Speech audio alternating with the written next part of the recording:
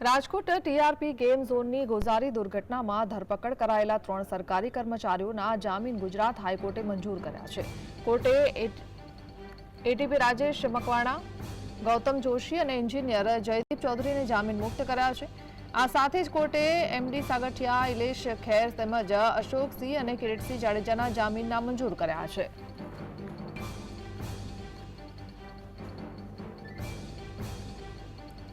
તો એમડી સાગઠિયા, ઇલેશ ખેર તેમજ અશોકસિંહના જામીન નામંજૂર કરવામાં આવ્યા છે। રાજકોટ ટીઆરપી ગેમ ઝોનની ગોઝારી દુર્ઘટનાના મામલે મહત્વના સમાચાર સામે આવી રહ્યા છે।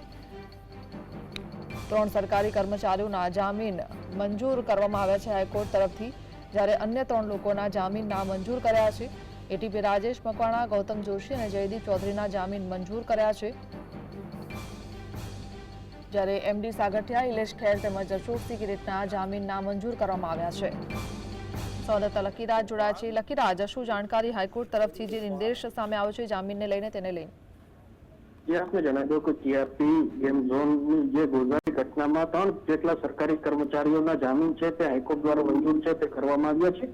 એટીપી રાજેશ મકવાણા, એટીપી ગૌતમ જોશી તેમજ એન્જિનિયર જયદીપ ચૌધરીના જામીન જે થઈ ચુક્યા છે અને જામીન ઉપર તેને મુક્ત છે તે કરવામાં આવ્યા છે। તો હજુ એમડી સાગઠિયા, ઇલેશ ખેર તેમજ અશોકસિંહ અને કિરીટસિંહ જાડેજાના જામીન છે તે હાઈકોર્ટ દ્વારા જે નામંજૂર છે તે કરવામાં આવ્યા છે। આ સમગ્ર કેસમાં 15 જેટલા આરોપીઓ જેલ હવાલે હતા, તેમાંથી 3 જેટલા આરોપીઓ છે તે હાલ તો જામીન ઉપર મુક્ત થયા છે।